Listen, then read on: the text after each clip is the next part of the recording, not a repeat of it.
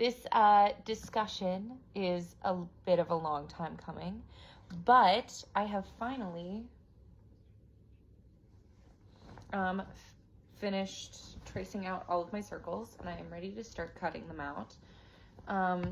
And I have started with her own hands. Now, by started, I do mean I read the intro, just because as an actor, I am about to go into tech for a show, and it's a pretty busy time. So I'm trying to like very slowly get through this by like filming a video and discussing each chapter as I finish it, and as I am cutting out circles. Not quite done with the circles. Don't get to the fun part yet. But yeah, so talking about the intro,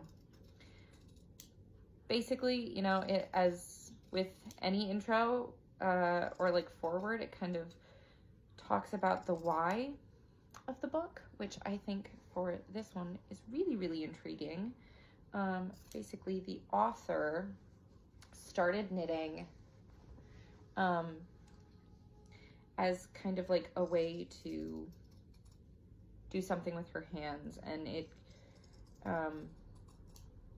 during like a really, really difficult time in her life, and how this hobby kind of morphed from like something to do and like something to learn to when she was in grad school, and how she couldn't really read for pleasure, but she could knit while she was reading for grad school, because she couldn't really read, or she couldn't really read for pleasure.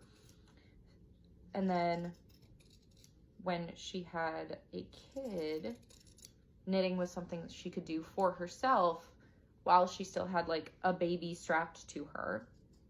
And kind of how that led to her looking into like how women have used like fiber arts specifically throughout history, but also like the thing I really enjoyed about it is a couple of things. One, she specifically mentions that like she is going to focus on the way that women have used fiber arts throughout history to like maintain autonomy and stuff like that.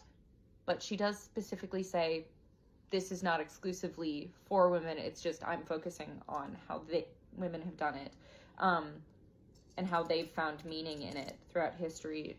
Not saying that non-binary and trans people and even like cis men can find meaning in like fiber arts and crafting. But for the purposes of this book, exploring how women have.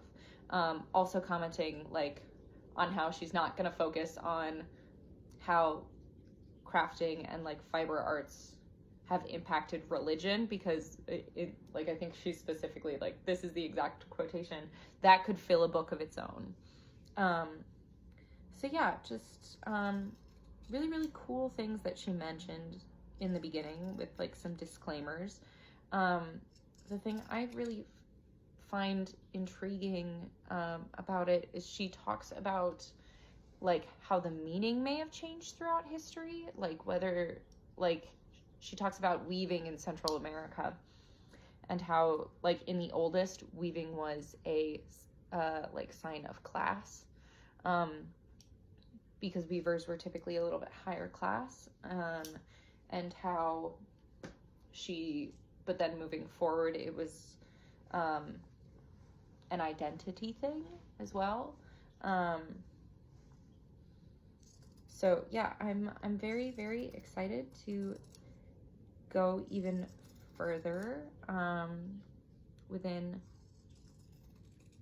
this book and actually like get into some more specifics. I mean, I can absolutely relate to what she's saying. I mean, I'm literally like finding meaning in working on this quilt. So I'm super excited to continue reading, and I will see y'all the next time that I have a chapter finished.